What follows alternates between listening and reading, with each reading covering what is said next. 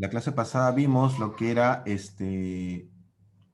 lo que son las funciones de los seres vivos. Cada ser vivo, ya sea de cualquier forma, de cualquier tipo, cumplía, todos teníamos en común lo que eran las funciones, ¿no? Todos los seres vivos se reproducían, todos los seres vivos tenían un equilibrio homeostásico o homeostasis, todos tenían un tema de la evolución, todos los seres vivos, sin importar qué forma que tengan, tenían lo que es el tema del crecimiento, ¿correcto? Crecimiento, que no es lo mismo que reproducción, ¿ok? Que no es lo mismo que evolución, pero todos teníamos en común, ya seamos grandes, pequeños, chiquitos, microscópicos, lo que nos hacía en común era que somos seres vivos, ¿no? Somos seres vivos, ¿ok? Y el día de hoy, esas cosas en común es lo que justamente se hace para poder indicar que ciertos seres vivos pertenecen a un grupo o a una familia, a un orden, ¿no? Que se le da. Ahora vamos a ver más adelante cómo se le denomina ese orden, a esa agrupación, ¿no? Pero principalmente en 1969 se hizo un agrupamiento de justamente estos seres vivos. Mucho más antes ya se había tratado de agrupar, ¿no? Muchos pensaban que solamente había dos tipos de seres vivos, ¿no? Las plantas y los animales, y ahí nomás quedaba, y nada más. Ya con el avance científico, la invención de lo que es el microscopio, ¿ok? Se logra determinar o encontrar muchos más seres vivos que hasta el momento se tenía desconocimiento, ¿no? Estamos hablando de un mundo nuevo, ¿no? Literalmente hablando, que es el mundo microscópico, ¿ok? Entonces, este gran avance científico, que es el microscopio, hace justamente que se renueve esta clasificación y ya no sean grandes grupos, ¿no? A estos grupos se le llamó los reinos, ¿no? Los reinos, ¿no? Y ya no eran solamente dos grandes grupos, ¿no? 1969, chicos, es un año muy importante para lo que es el mundo científico, porque este personaje, Robert Whittaker, en 1969, hace justamente una división de los seres vivos y indica que son 5 los grandes grupos o los grandes reinos con los cuales están divididos los seres vivos. A Robert Whittaker se le conoce como el padre de la micología, mico-hongos, el padre de los hongos, de la ciencia que estudia los hongos, micología, ya que él propuso un reino aparte para los hongos, llamado el reino fungi, ¿no? El reino fungi, o también llamado el reino hongo, ¿no? Robert Whittaker propone este reino, ¿no? En alusión a ello, también se le conoce como dice ahí, el padre de la micología. ¿Cuáles son estos reinos que propone? Son 5. El reino animal, que ahora lo va a llamar Animalia, el reino de las plantas, que ahora le va a llamar Plantae. Esos dos reinos ya estaban ya definidos. Pero ahora él adiciona lo que es el reino fungi, el reino de los hongos, el reino protista, que son de los protozoarios, ¿sí? O eucariontes, y el reino monera, que también son microorganismos, pero son procariontes. Ahí, como les digo, con el avance científico del microscopio, se define seres microscópicos, ¿ok? Y tienen cierta diferencia. Una célula eucariota y otros son células procariotas. Ya habíamos hablado de las células, chicos, si recordarán, habíamos nombrado que las células procariotas son las antiguas, ¿no? Son las células antiguas que tienen un solo núcleo, ¿ok? Perdón, que tienen un núcleo disperso, un nucleolo, ¿ok? Las procariotas, y estos son el reino monera, ¿no? Recuerden que las procariotas no tienen núcleo, tienen un nucleolo, está disperso el material genético, el ADN. ¿Se acuerdan el ADN? Cuando vimos herencia, cuando vimos enfermedades, recuerda que el ADN es lo que está dentro de la célula, ¿ok?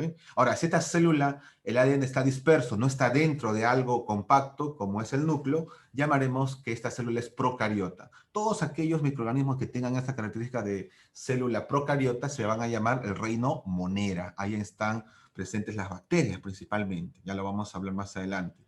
Y en el caso de que estas células tengan un núcleo definido, sean más evolucionadas, o sea, en pocas palabras, son células eucariotas, o también llamadas eucariontes, estos microorganismos con este tipo de células van a llamarse parte o van a pertenecer a lo que es el reino protista, ¿no? Son los protozoos, ¿no? Uno de los principales ejemplos son las amebas, ¿ok? Vamos a verlo más adelante. Entonces, Robert Whittaker en 1969 hace esta división. ¿En cuántos reinos lo dividió a los seres vivos? En 5 reinos, ¿ok? En 5 reinos.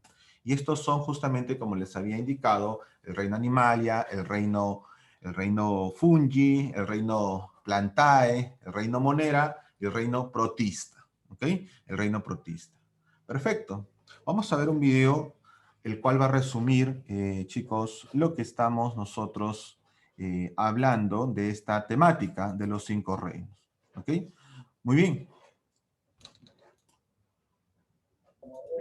A ver, vamos a ver nuestro video. Atentos, por favor, porque aquí va a haber, vamos a escuchar algunas características que vamos justamente a utilizar para resolver nuestra separata del día de hoy. Como ven, es un tema interesante, pero que nos va a servir bastante para poder comprender algunas cosas nuevas que ustedes van a ver.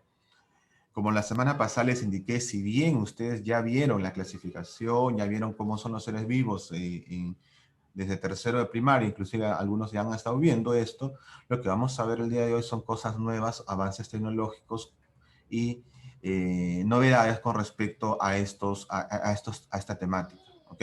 A esta temática. Ya cuando llegan a secundaria van a hablar del mismo tema, pero ya en el curso de biología, y ahí van a especificar justamente muchas más cosas, ¿no? Van a llegar al punto de ver fórmulas químicas y algunos aspectos mucho más detallados y tecnológicos. Pero la temática es la misma, solo que ahora vamos a reforzar lo que ya has visto años anteriores y nuevos conocimientos con respecto a esa temática. Como le digo, hay bastante por profundizar, ¿no? Hay bastante por profundizar. ¿Ok? Listo. En nuestro Atenta, por planeta favor. existe una gran diversidad de seres vivos, todos ellos constituidos por células. Para poder estudiar esta gran diversidad, es necesario clasificarlos, agruparlos y ordenarlos. Y así fue como en 1969 Robert Whittaker propuso una clasificación de los organismos, el cual los dividió en 5 reinos. Cabe mencionar que esta no es la única forma de clasificar a los seres vivos. Existen varios sistemas de reinos y árboles filogenéticos que ya iremos hablando en futuros videos. Volviendo con nuestro amigo Whittaker, él planteó el sistema de 5 reinos, el cual se convirtió en un estándar muy popular y que, con algunas modificaciones, aún a día de hoy se utiliza en muchas obras y constituye la base para nuevos sistemas propuestos. Y estos reinos son Monera, Protista, Fungi, Plantae y Animalia. Vean ustedes cómo lo denominó, ¿sí? Sobre todo el reino animal, el reino vegetal, Plantae, ¿no? Reino animal, Animalia, ¿ok? Sigamos viendo, por favor. Reino Monera. El reino Monera incluye organismos procariotas unicelulares. La mayoría se alimentan a través de la absorción, pero algunos realizan fotosíntesis como las cianobacterias. Actualmente, este reino se divide en 2 subreinos, arqueobacterias y eubacterias. Las arqueobacterias son microbios que viven en ambientes extremos, por ejemplo, lugares con temperaturas muy altas, como podrían ser las chimeneas de agua caliente que existen en los fondos oceánicos. Por otro lado, a las eubacterias las podemos encontrar en casi cualquier ambiente del planeta, juegan papeles importantes en la vida de la Tierra y algunas producen enfermedades. Reino protoctista o protista. Este reino incluye a los organismos eucariotas unicelulares y a algunos organismos multicelulares simples. Existen 3 subreinos principales de protistas: algas, protozoos y hongos protistas. Las algas son organismos acuáticos unicelulares o pluricelulares que realizan fotosíntesis. Varían en tamaño, desde especies microscópicas como las micromonas hasta gigantes que alcanzan los 60 metros de longitud. Los protozoos son organismos unicelulares, principalmente móviles, y se alimentan por absorción, como las amebas, y están representados en casi todos los tipos de hábitats, e incluyen algunos parásitos patógenos de humanos y animales domésticos. Por último, los hongos protistas, que anteriormente estaban clasificados dentro del reino fungi, pero en la actualidad se consideran protistas. Estos protistas se alimentan de la materia orgánica muerta. Se dividen en dos grupos, mohos de limo y mohos de agua. La mayoría de los protistas con apariencia de hongo usan pseudópodos para poder desplazarse. Reino fungi. A ver, aquí hay que tener en cuenta algo que es muy cierto, ¿no? Whittaker inicialmente clasifica los hongos que hemos escuchado, los hongos protistas, dice ahí, como solo y únicamente parte del reino fungi, pero se hizo una actualización a la teoría de Whittaker, ahora vamos a hablar también de ello. Se actualizó dicha teoría y se hizo que este tipo de honguitos, llamados hongos protistas, sean en realidad con mayor característica del reino protista y por ende ahora se les considera dentro del reino protista este tipo de honguitos, nada más. Son pocos tipos de hongos que tienen características más que todo mayoritariamente como protistas y no como hongos propiamente dicho. Por esa razón, en la actualización de los reinos que sucedió en 1977, casi 10 años después, se indicó que estos hongos protistas pertenezcan al reino protistas. Los demás tipos de hongos sí siguen perteneciendo al reino fungi que estamos por entrar a visualizar. Este reino está compuesto por organismos eucariotas multicelulares. Se alimentan a través de la absorción. En su mayoría, son organismos descomponedores. Secretan enzimas digestivas y absorben pequeñas moléculas orgánicas liberadas gracias a estas enzimas. En este reino se agrupan a los hongos comunes. Crecen en lugares oscuros y sombreados. Forman esporas que tienen gran resistencia al calor y a la sequedad. Algunos hongos viven sobre vegetación. Otros son parásitos altamente especializados que viven a expensas de animales, incluyendo al ser humano. Los miembros de este reino, según Whittaker, eran las levaduras, los mohos y los hongos. Reino Plantae.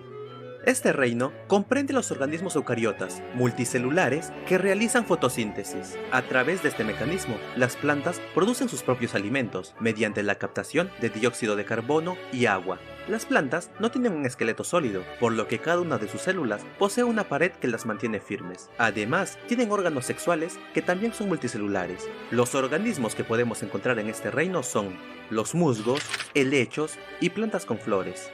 En otras palabras, este reino comprende a todas las plantas que existen en nuestro planeta.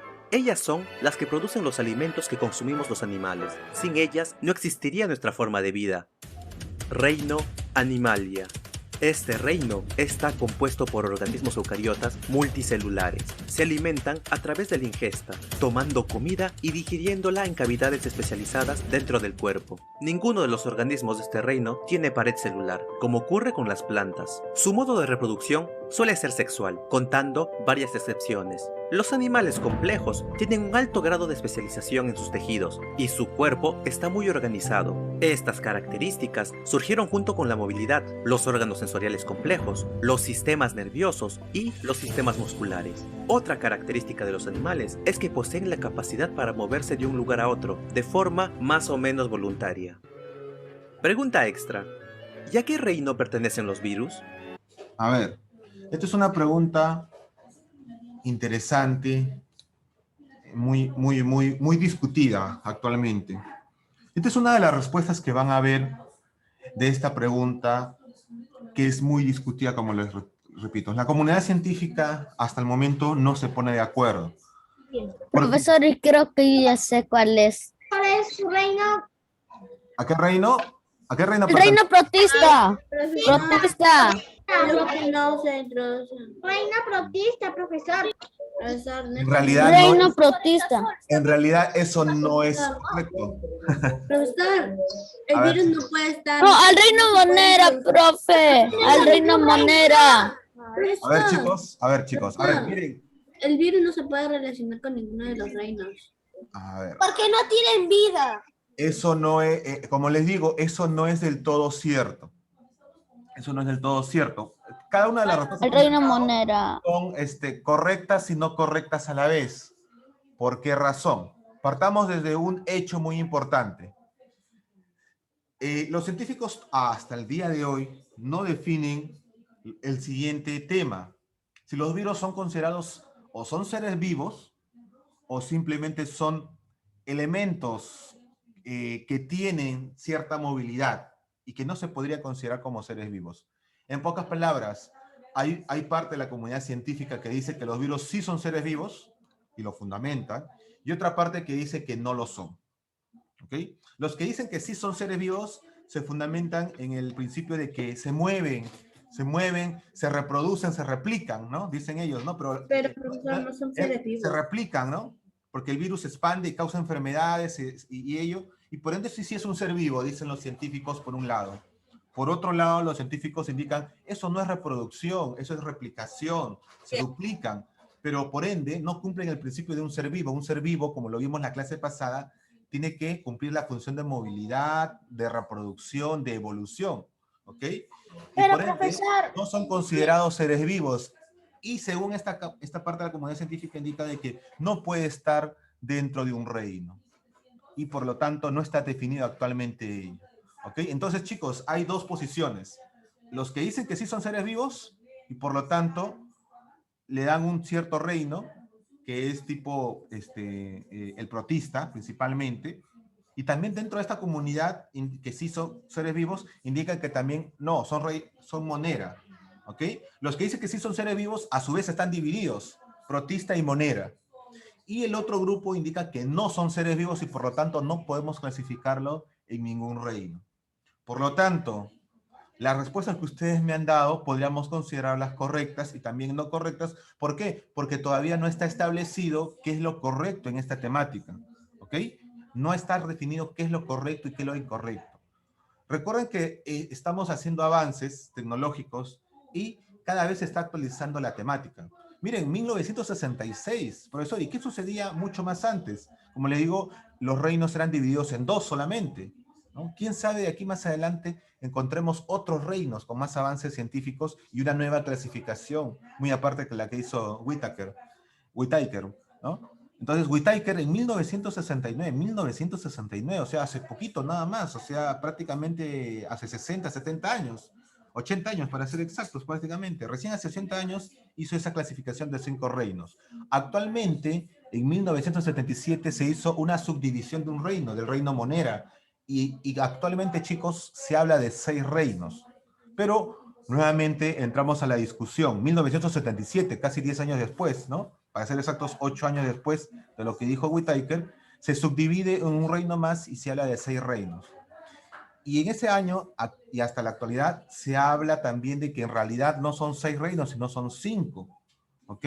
Sigue habiendo también esa discusión. Es por eso que ustedes, si ustedes googlean, entran al internet y buscan cuántos reinos son actualmente en el 2021, van a encontrar por un lado páginas que indican 6 reinos y por otro 5 reinos. Es que todavía, inclusive hasta el día de hoy, no está definido todos los reinos como tales, ¿no?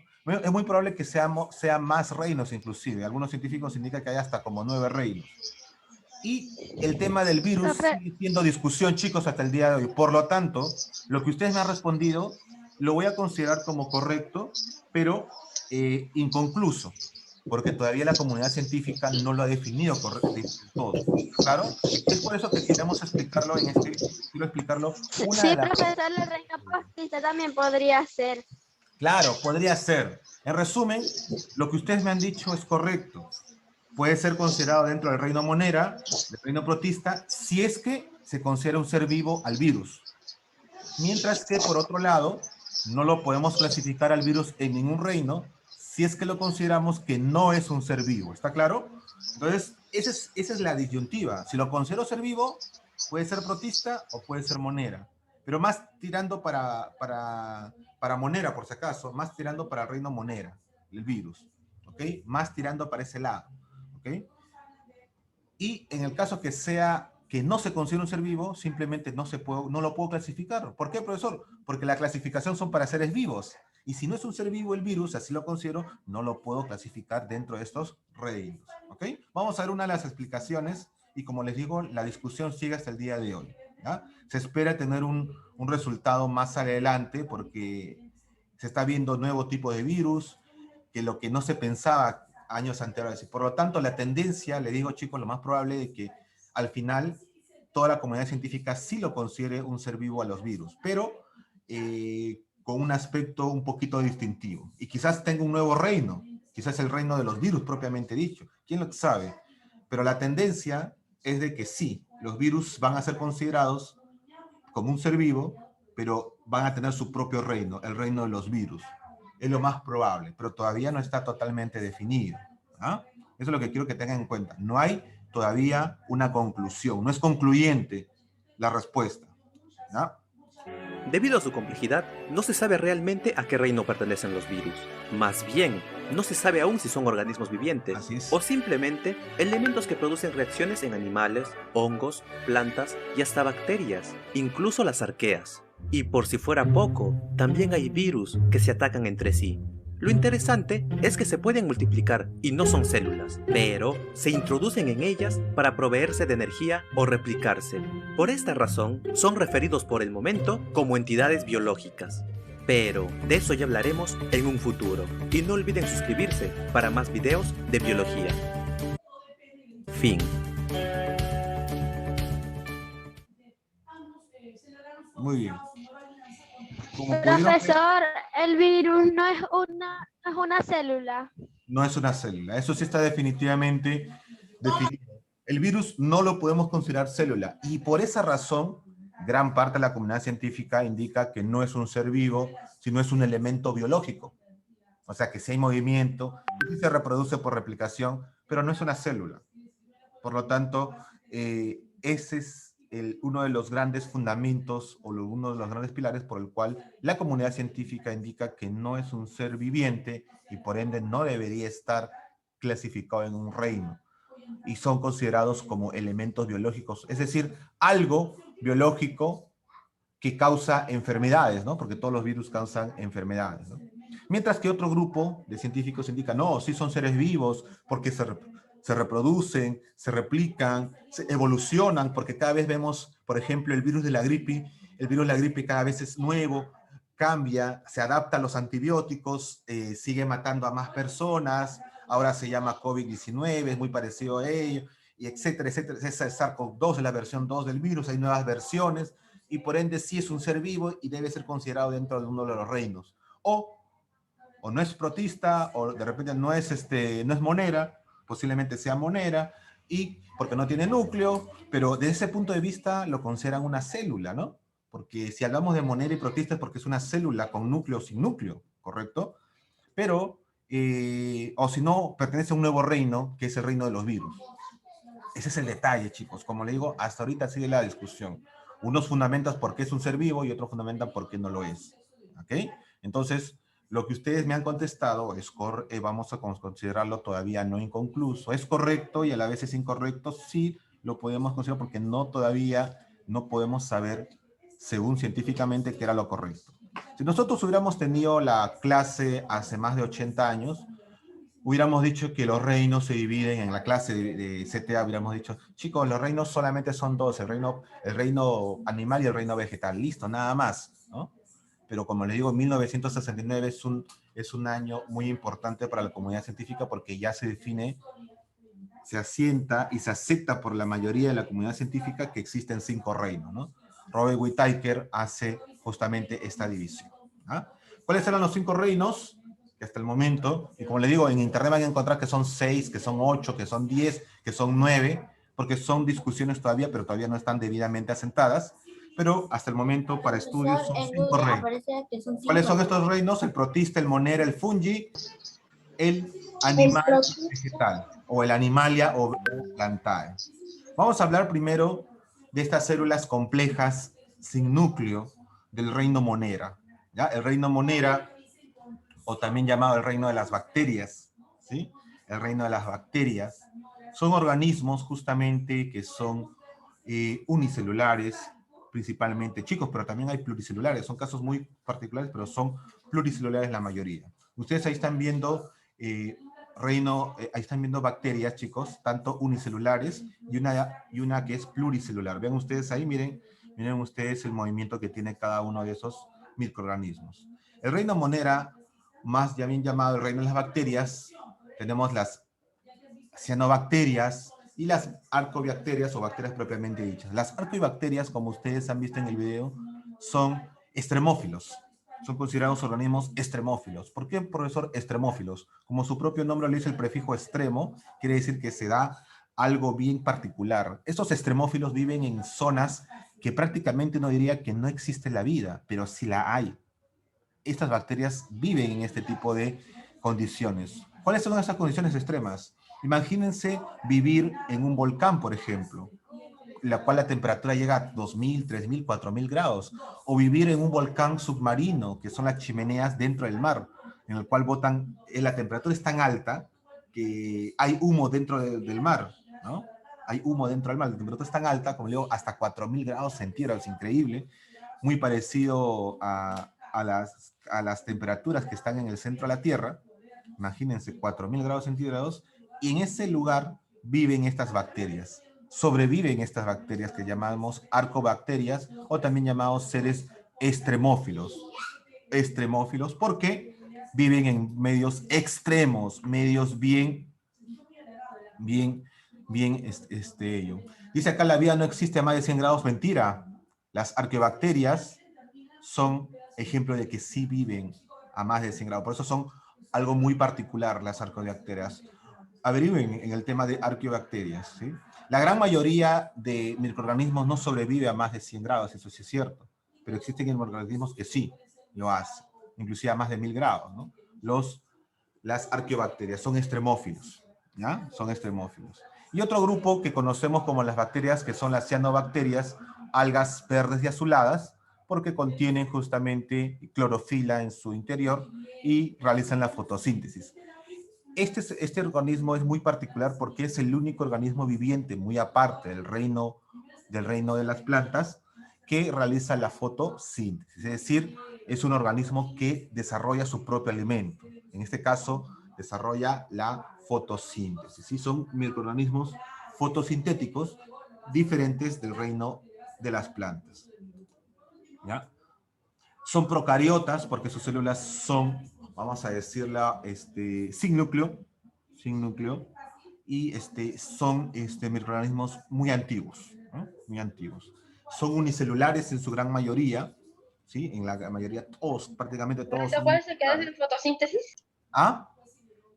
Las ¿Cuál es el que hace plantas. fotosíntesis? ¿Cuáles son los que realizan la fotosíntesis? Las cianobacterias. Las cianobacterias realizan fotosíntesis. Por eso se les llama algas verdes o azules, ¿correcto? Porque inicialmente se le consideraban que eran parte del reino plantar, el reino vegetal, pero en realidad son bacterias que realizan fotosíntesis y se llaman cianobacterias, ¿ya? Cianobacterias, ¿ok?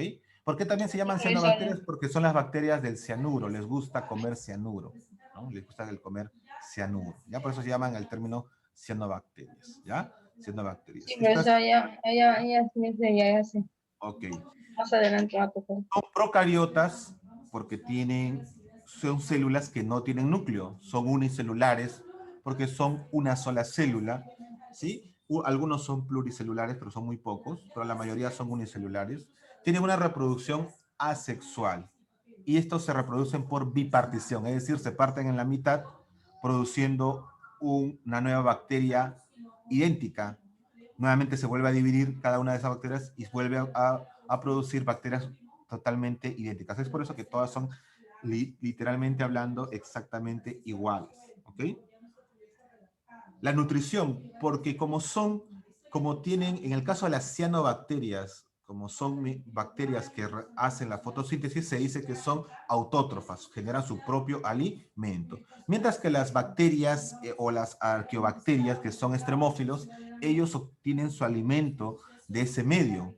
Normalmente comen el tema del azufre, principalmente que está presente en estos medios, como le digo, son térmicamente hablando un hervidero. ¿Sí? Es un hervidero propiamente dicho, ¿no? Chimeneas subterráneas, viven en un volcán, como les digo, con temperaturas recontra altas, pero sin embargo hay vida ahí, ¿no? Hay vida. Son algo bien particular, por eso se llaman extremófilos. Acuérdense de ese nombre, extremófilos. Las arqueobacterias también llamados extremófilos, un organismo que vive de forma extrema, ¿sí? Hace poco, es hace poco, chicos, el descubrimiento de ese tipo de bacterias, por si acaso, ¿no? Estamos hablando de los años 80, 90, ¿ok? Que se descubre que hay vida en zonas con una temperatura tan alta, ¿no? Se creía que todavía hasta 100 grados era el límite, pero no. Acá viven a 1000 grados, a 2000, 3000, 4000 grados centígrados, chicos, inclusive, y hay bacterias que tienen ese hábitat. Por eso se llaman extremófilos, ¿ok? Extremófilos. Les invito a averiguar ese término, los extremófilos. ¿Qué otros extremófilos hay? Van a ver también algunos tipos de animales que quizás ustedes conocen, pero que no sabían que son recontra resistentes, ¿no? Uno de ellos son las cucarachas, por ejemplo. Las cucarachas pueden sobrevivir a altas temperaturas, pueden sobrevivir a la radiactividad, por ejemplo, ¿no? Si hubiera una guerra nuclear acá, el mundo desaparecería, pero las cucarachas sobrevivirían, por ejemplo. Es algo bien interesante, es un extremófilo también, ¿ok? La nutrición heterótrofa significa que se nutre o que busca su alimento. Estas son las arqueobacterias principalmente. La gran mayoría de las bacterias son productoras de enfermedades. Causan enfermedades, por ejemplo, como la neumonía, que actualmente es muy común. El cólera. Ustedes todavía no han vivido el cólera. El cólera es una enfermedad que causa bastante deshidratación al ser humano, por ejemplo, y causa diarreas, vómitos, deshidratación, e inclusive en el caso más extremo causa la muerte. ¿Okay? El cólera es causado por un bacilo llamado el Vibrio cholerae, así se llama científicamente, el Vibrio cholerae, y está presente básicamente en todas partes. Profesor, pero ¿por qué no me enfermo? ¿Por qué no me enfermo si está presente en todas partes? Por lo siguiente, porque te lavas las manos, estás limpio, te bañas, ¿ok? Pero principalmente te lavas las manos. Nuestras manos, al tocar cualquier superficie, y sobre todo en los alimentos que no se lavan, los alimentos mal lavados, y a pesar que se cocinan, estas bacterias sobreviven a esa temperatura, a pesar que se cocinan a más de 100 grados centígrados, esta bacteria sobrevive y chicos, al ser ingerido por el ser humano, causa este tipo de malestares, como las diarreas, deshidratación, vómitos principalmente, y posiblemente la muerte en un futuro, ¿no? Okay, ¿cómo se evita? Lavándose las manos, lavando bien los alimentos, para poder evitar este ingreso de esta bacteria. Actualmente el cólera es una de las bacterias una de las bacterias controladas a nivel mundial, ¿sí? No se ha desaparecido, no ha desaparecido el cólera, porque, por ejemplo, en países africanos hay ese tipo de enfermedades. En el Perú hubo una época, en los años 90 principalmente, pregúntenle a sus papás, en los años 90, ¿sí? Yo me acuerdo, cuando estaba niño, me acuerdo que el cólera era la enfermedad de moda, vamos a decirlo así, y principalmente aparecía en verano, donde las temperaturas eran altas, y el cual la mayoría de la gente no se lavaba bien las manos, e inclusive el agua venía contaminada, y por ende también el agua que bebíamos era contaminada en aquel entonces, y no hervían el agua principalmente, a veces lo tomaban directamente el agua del caño, y estaba contaminada, y te producía el cólera, ¿no? Estabas con diarreas constantes. Felizmente, la mayoría de estas diarreas era controlada con agua con azúcar o con algún otro tipo de elemento casero rápidamente dado, ¿no? ¿Ok? Los casos más graves iban a los hospitales, casi la mayoría se salvaba, pero lamentablemente algunos no, y morían, ¿no? Y se moría por cólera. Así que esta enfermedad bien lamentable, ¿no? Como les digo, ¿no? Ok, también tenemos otra enfermedad que es común en el mundo, causada por una bacteria, que es la bacteria justamente que produce la tuberculosis, ¿sí? El bacilo de Koch, se conoce a esta bacteria como el bacilo de Koch. Profesor, usted ha hablado de dos bacilos. ¿Cómo son los bacilos? Acá está, ustedes tienen el gráfico de cómo son los bacilos. Los bacilos son como una pastilla, rectas, pero ovaladas en los extremos, Como ven, así son los bacilos. Ahora, ¿qué tal si este bacilo está arqueado? Ya no se llama bacilo, sino se llama vibrao. ¿Qué tal si ahora estas bacterias son de tipo larguitas, que tienen colita y larguitas, como un gusanito? Se llama espirilos. ¿Y qué tal si estas bacterias tienen forma de una esfera, o cocos, forma de esfera juntas? Aquí tiene varios términos, cocos, estreptococos, estafilococos, dependiendo de cómo están unidos o separados estas esferitas de bacterias, ¿ok? Principalmente esas son las 3 enfermedades que causan las bacterias, la neumonía, el cólera y la tuberculosis, y un montón de enfermedades más, ¿ok? Las bacterias son prácticamente bacterias que causan ciertas enfermedades, ¿ya? ¿Sí? Pero también, chicos, no hay causas perdidas. También hay bacterias, son buenas. Eso lo vamos a ver en la próxima clase con más detenimiento. Las bacterias buenas son, por ejemplo, aquellas bacterias que tenemos en nuestros microorganismos, ya de por sí, por definición, vamos a decirlo así, por excepción. Bueno, por defecto sería el término. ¿Qué, profesor? ¿Tenemos bacterias en nuestro organismo ya de por sí de nacimiento? Sí, cuando ustedes nacen, inclusive dentro del vientre de la mamá, ustedes dentro de su intestino, para ser exactos, mayormente el intestino grueso y gran parte del intestino delgado, tenemos todos los seres humanos, en este caso, una bacteria que se llama la flora intestinal, la cual ayuda a la digestión. Si no fueran por estas bacterias, chicos, nosotros literalmente morimos. ¿Por qué, profesor? Porque son los causantes de la absorción de nutrientes hacia nuestro cuerpo. Es decir, son responsables principales de la digestión. Si nosotros no digerimos, chicos, no absorbemos los nutrientes de los alimentos, ¿qué pasa con nosotros? Nos desnutrimos y podemos morir, ¿sí o no? ¿Ok? Así que estas bacterias benéficas, que se llama la flora intestinal, son bacterias de que por sí están dentro de nuestro microorganismo y van a ser parte de nuestra vida hasta que dejemos de existir. ¿Ok? Ahora, esta flora intestinal, profesor, si es muy buena, ¿qué tal si llega a ser algo extremo? ¿Qué quiere decir esto? ¿Qué tal si hay demasiada flora intestinal? Hay un dicho que dice, no todo extremo es malo, y eso es verdad. La flora intestinal es buena para nuestro organismo porque ayuda a absorber los nutrientes, pero ¿qué tal si hay demasiada flora intestinal? O sea, bastantes bacterias. Ya genera dolores estomacales y genera problemas de digestión, ¿ok? Así que la flora intestinal debe estar controlada, debe estar debidamente controlada. No debe haber ni mucha flora intestinal porque causa cólicos, ni poca flora intestinal porque sería deshidratación, sería causante de una malnutrición.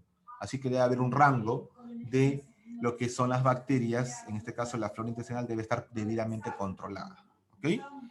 Entonces, tener en cuenta ello. Es una bacteria benéfica, pero si está demasiado, nos puede causar algún daño, y si está en poca cantidad, también nos puede causar otro daño. Así que debe estar controlada. Ese es el resumen de esta bacteria, la flora intestinal, que es una bacteria buena, chicos, es una bacteria buena. Muy bien, el segundo reino, el reino protista, ¿ok? O los protozoos, miren ustedes. Chicos, el reino protista o prototista, uno de los protistas van a estar dentro de la clasificación del reino animal, y ahora lo vamos a ver más adelante. Quizás no sabían esta información. Hay protistas que son considerados no protozoos propiamente dicho, sino son considerados dentro del reino animal o reino animalia. Solamente son algunos pocos. Ojo, solamente algunos pocos. Estos protistas principalmente son multicelulares, ¿sí? Son protozoarios principalmente, son eucariotas, es decir, son células con núcleo, células que tienen el ADN dentro del núcleo, totalmente definido. Son unicelulares y también son pluricelulares, es decir, tienen tanto una célula como varias células a la vez. Pero estos organismos pluricelulares son talofíticas. ¿Qué significa? Que están unos al lado del otro como talones, ¿no? Talonarios o como aglomerados. La nutrición de este reino protista es autótrofa, porque hay algunos protozoos de este reino que hacen la fotosíntesis. Pero la gran mayoría son heterótrofas y tienen una digestión interna. Es decir, se alimentan por difusión. ¿Cómo es esto, profesor? La difusión significa absorber y luego botar, absorben y botan, absorben y botan. Generalmente este reino protista está presente en medios acuáticos y es por esta razón que chupan el agua y luego la expulsan rápidamente, chupan el agua y luego la expulsan, ¿correcto? Están debajo del mar, como se dice, y principalmente. Y este acto, ¿cómo se llama, chicos? Se llama difusión. Eso lo vamos a ver más adelante en otros capítulos. Esta absorción de agua y expulsión de agua se llama difusión, ¿ya? Se llama así difusión. Así se le conoce a este término. Ahora, contienen clorofila, por eso son autótrofos y realizan la fotosíntesis. Ejemplo, tenemos a la ameba, tenemos al paramecio, que está presente, por ejemplo, en el arroz. Si ustedes agarran arroz y le echan agua y lo dejan fermentar y tienen a la vista un microscopio y lo ven, van a ver esa agua con esos microorganismos que se mueven y esos son los paramecios. Y también tenemos a la euglena, que es uno de los protistas más grandes que podemos encontrar. Ahí tenemos la euglena, el paramecio y la ameba, ¿ya? El reino protista. Chicos, ¿ustedes han comido alguna vez algún ceviche? ¿Algún ceviche? No, profesor, quiero comer. Tiene unas hojitas. Es probable que ustedes se hayan comido justamente a un miembro del reino protista. Yo sí he comido ceviche. A un miembro del reino monera también. Ya eso lo vamos a ver más adelante. ¿Por qué? Las alguitas, el yuyo es un tipo de algas, una bacteria, ¿no? También interesante. Es otro tipo de bacteria buena, vamos a decirlo así. Que ayuda a la nutrición. ¿Ya? ¿Han comido el yuyo? Profesor. Pero entonces han comido el ceviche norteño, han comido el yuyo. El yuyo está presente justamente eso. Yo como soy japonés me gusta las algas, los como, mi mamá me compra y como algas. Claro, esos son tipos de bacterias en algunos casos, ¿ya? Pero hay algas que son del reino planta y otras alguitas que son del reino de las bacterias, del reino monera, ¿no? El yuyo del ceviche es uno de ellos, por si acaso, ¿ya? El yuyo del ceviche es uno de ellos. También hay otro que se llama el cuchuro. ¿Han oído hablar del cuchuro? ¿Han oído hablar del cuchuro? No, profesor. Ah, Yo ya. no. Pregúntenle a sus papás, aquellos que viven en Puno, aquellos que son de Puno, aquellos que son de repente de Ticlo, Huancayo, por ahí, las zonas altas, altoandinas, ahí consumen bastante el cuchuro. Se le conoce comúnmente como cuchuro, pero el nombre correcto es, vamos a hacer el nombre científico, se llama el nostoc. El nostoc es como o el nostoc o cuchuro acá en el Perú, es como una uvita, como una uva pelada. ¿Ustedes han visto la uva? Imaginen, pélenla la uva. Ese aspecto tiene el cuchuro, pero más pequeñito. Es más pequeñito que una uva. La mitad de una uva, vamos a decirlo. Se llama el cuchuro.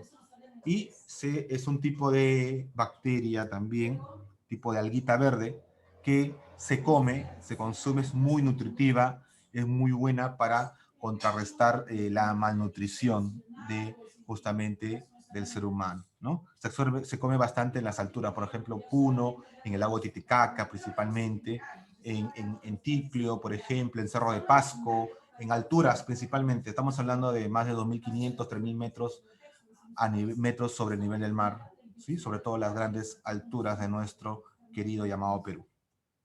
Muy bien, de repente no sabían eso, ¿no? Ya lo vamos a ver con más detenimiento cuando hablemos de cada uno de los reinos en las siguientes clases, ¿ya? Ok, listo, muy bien. Sigamos, ¿sí? Quizás como les digo, ustedes ya han visto los reinos, pero no han visto ciertas cosas, ¿no? De repente no conocían qué cosa es el nostoc, no conocían qué cosa es el cuchuro, ¿no? ¿Ok? O que el yuyo es un tipo de bacteria, quizás no lo sabían. Ahora ya vamos a ir viendo ciertas cosas que quizás ustedes, como les digo, no sabían. Vamos a hablar ahora del reino de nuestro científico Whittaker, que es el reino fungi, el reino de los hongos, ¿ok? El reino de los hongos es también llamado el reino fungi y es un reino que hasta 1969 se creía, se suponía, se sobreentendía que también era parte del reino animal. Pero Robert Whittaker indicó que no.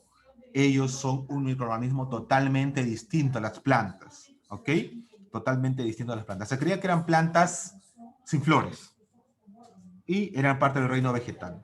Pero, repito, Whittaker, 1969, habla de este nuevo reino que es el reino fungi y que lo define totalmente por separado del reino vegetal.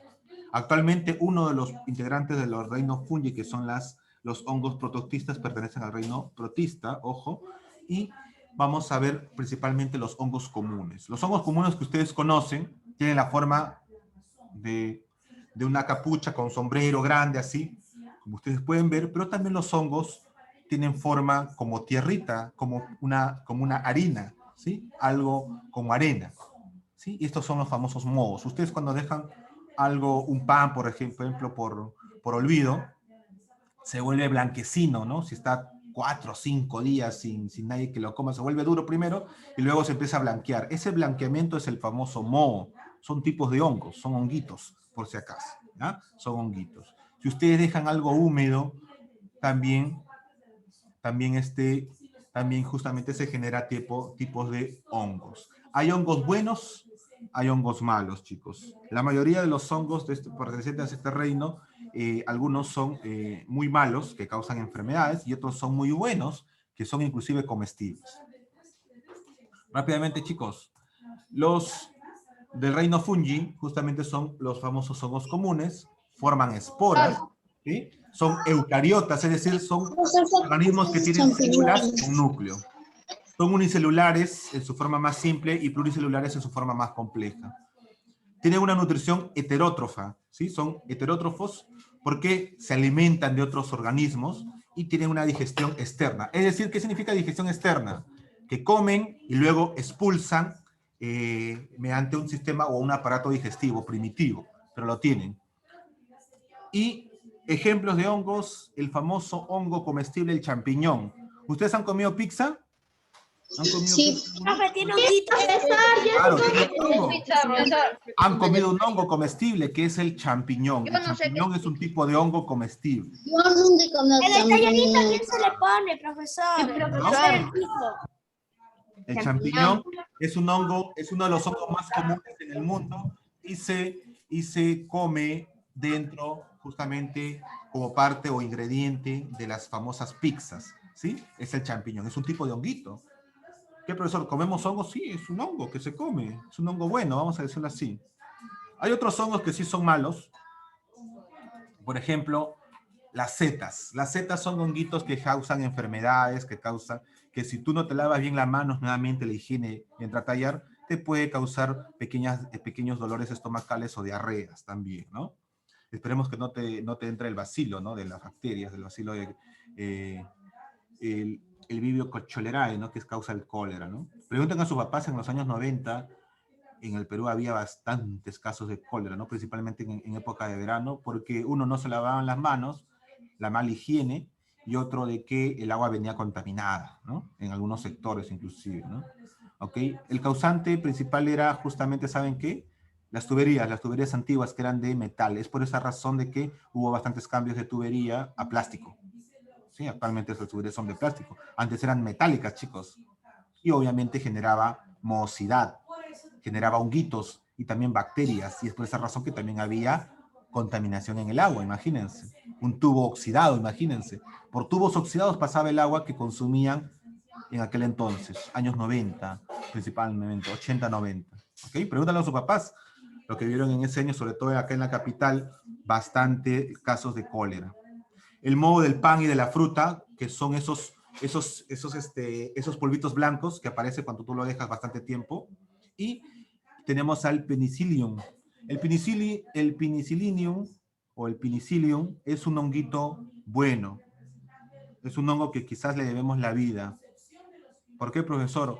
Porque aquí del penicillium nace lo que es se extrae parte de la penicilina, que es uno de los medicamentos muy utilizados a nivel mundial para combatir enfermedades, ¿ya? Ok, tenemos ahora sí al reino, uno de los reinos más famosos, complejos, que es el reino Plantae, el reino de las plantas, o el reino vegetal comúnmente como tú lo has escuchado, el reino Plantae. Así se denomina el reino de las plantas, Plantae, así lo denominó Whitaker. Y acá tenemos algo bien importante. Está conformado por plantas, todas son eucariotas, todas son pluricelulares, todas hacen la fotosíntesis, por lo tanto tienen una nutrición autótrofa, se autoalimentan, ¿no? A través de que, ¿cómo se llama el alimento de las plantas? El almidón, ¿no? El almidón, que es azúcar, ¿sí? Así se alimenta.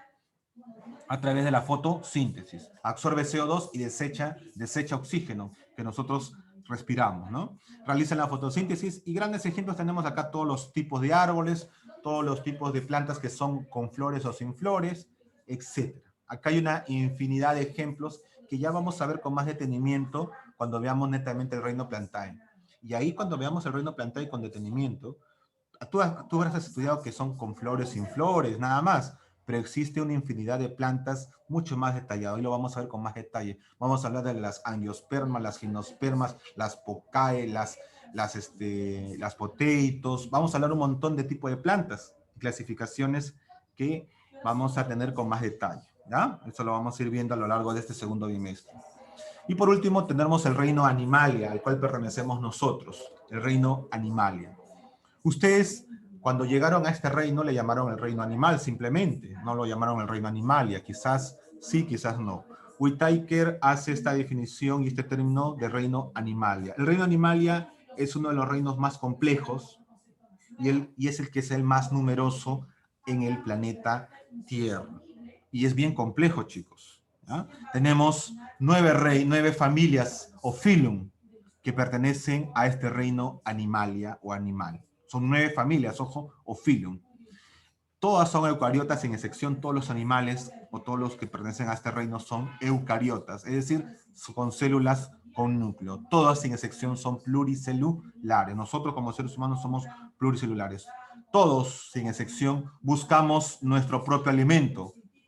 Sí, en el caso del ser humano va al mercado, compra y obtiene su alimento, ¿no? Pero antiguamente los seres humanos cazaban, ¿no? Por eso se llama una nutrición heterótrofa.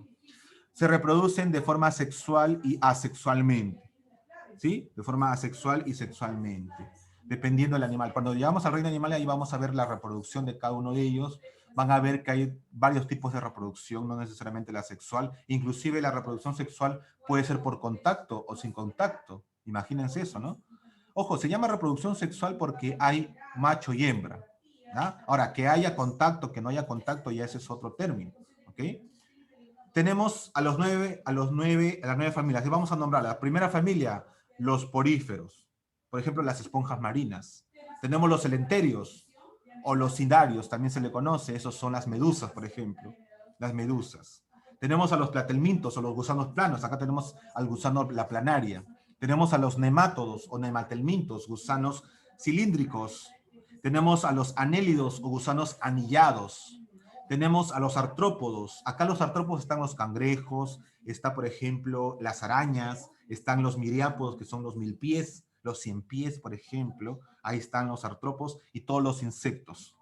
Moluscos, acá tenemos a los choros, ¿no? A los choros, a las ostras, al pulpo tenemos como uno de los principales moluscos, ¿no? Al calamar, por ejemplo, al caracol, tanto de tierra como de mar, tenemos un tipo de moluscos. Los equinodermos, que son de forma radial, ¿no? O central, que se le dice. Acá tenemos a la estrella de mar, al pepino de mar, tenemos varios tipos de animales. Y por último, a los vertebrados, o también llamados cordados. Ahí estamos nosotros, dentro de los vertebrados. ¿Por qué decimos que somos cordados? Porque tenemos algo en común que se llama la notocorda.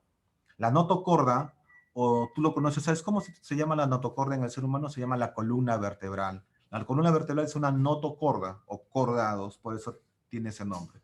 Y dentro de los vertebrados vamos a hablar de 5 tipos de vertebrados. Tenemos los peces, las aves, mamíferos, tenemos los reptiles y los anfibios. Pero eso ya va a ser tema de detalle cuando veamos el reino Animalia propiamente dicho y cuando hablemos ya de vertebrados e invertebrados propiamente dicho, ahí vamos a hablar de estas 9 familias o filum comúnmente conocido. En resumen, este es el cuadro que resume los 5 reinos. ¿Qué tipo de células son? Solamente el reino Monera son procariotas, los demás reinos son eucariotas. El reino Monera es unicelular, los demás son uni o pluricelulares. Las plantas y animales son sí o sí pluricelulares, mientras que el protista y hongos pueden ser uni o pluricelulares. Y en el caso de la nutrición, ahí tenemos tipos de nutrición autótrofa o heterótrofa. Ya saben que autótrofa significa auto, que genera su propio alimento, y heterótrofa es aquel que no genera su propio alimento y tiene que buscarlo, generalmente la caza, ¿no? En el caso del ser humano va al mercado y lo compra, pero antiguamente cazábamos, chicos, cazábamos nuestro propio alimento. Tenemos a continuación, y para terminar, chicos, a nuestro científico conocido como Carlos Linneo. Es el creador de la taxonomía o el padre de la taxonomía. El padre de la taxonomía es la ciencia que divide a los seres vivientes en subfamilias o subgrupos. Esta subdivisión son especie, género, familia, orden, clase, filo, y termina con los reinos, ¿ok? Y así tenemos esta clasificación. En una siguiente clase vamos a hablar netamente, cuando hablemos de cada uno de los reinos, netamente a qué familia pertenece, a qué especie pertenece, a qué orden, clase. Por ejemplo, el reino animal, tenemos al Homo sapiens en una especie, el hombre, género Homo, familia homínidos, el orden de los primates, clase mamíferos, el filo de los cordados y el reino animal. Vean ustedes el ser humano, por ejemplo. Somos de la especie Homo sapiens, del género Homo, familia homínidos, del orden de los primates, de la clase mamíferos, del filo cordados y del reino animal. Es un gran ejemplo. El ser humano tiene toda esa clasificación. Miren ustedes cómo hizo Linneo para hacer esta división. Chicos, para terminar, por favor, enciendan sus audios para hacer nuestra aplicación. Rápidamente, chicos, rápidamente. A ver, vamos a ver la aplicación.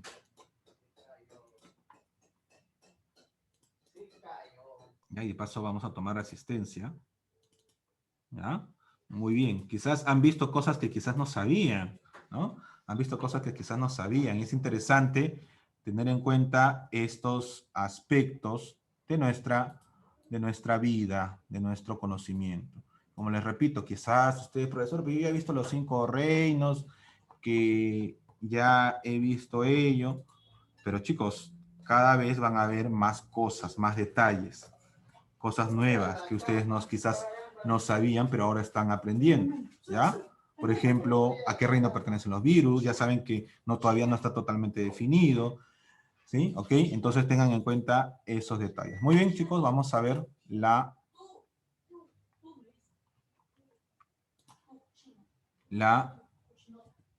a ver.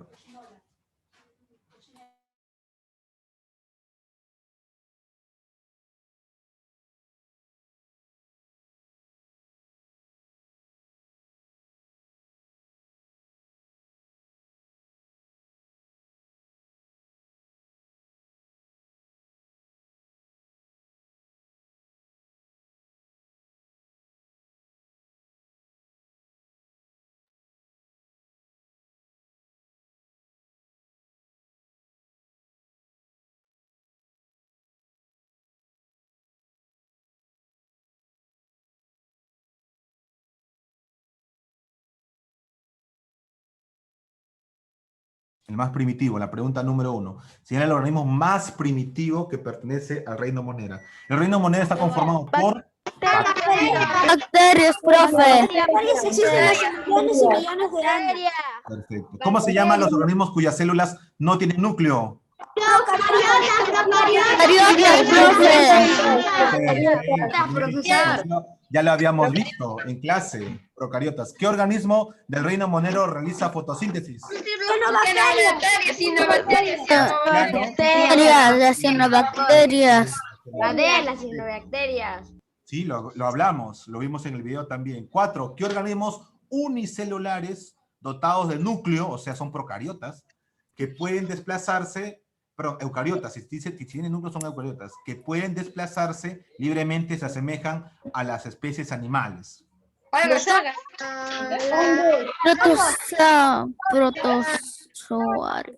¿Qué organismos unicelulares? Profesor. Algas. Las algas, muy bien, las algas. Profesor. Reino vegetal. 5. ¿Qué organismos vivos se asemejan a los vegetales? Algas. Algas. La 4, ¿también podríamos considerar los hongos? Sí, chicos, también podríamos considerar los hongos, por si acaso. Sí, profesor, se asemejan. ¿Saben por qué? ¿Saben por qué?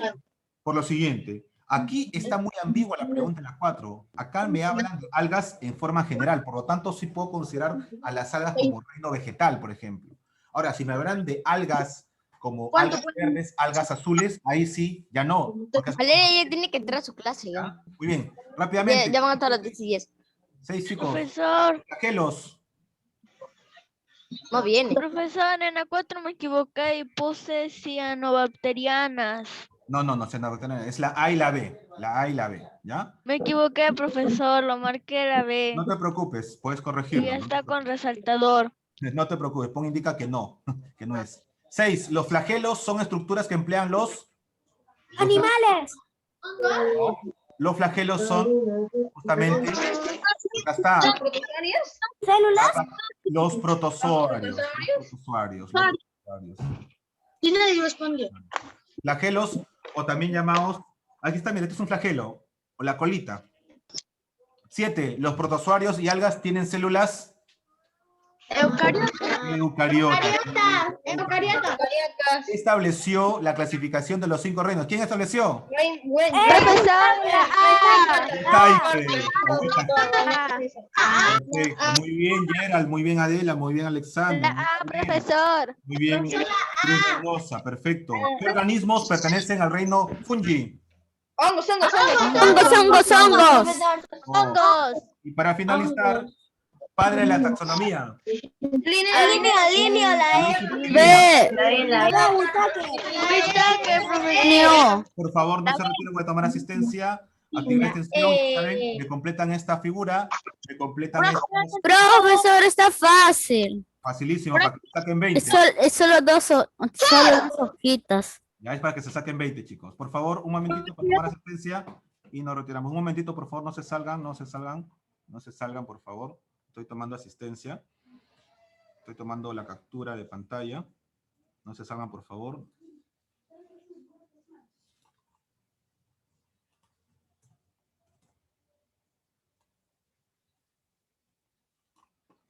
No se salgan, no se muevan, por favor. Y... ahorita termino. Ya termino.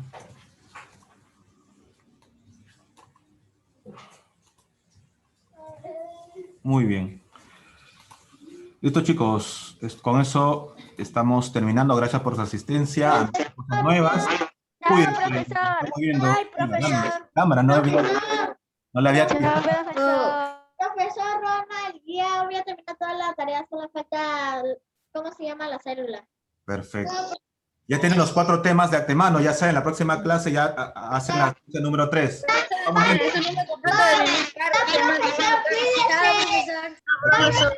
Chao.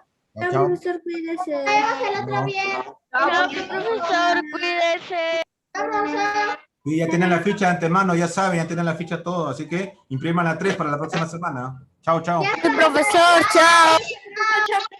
Chao.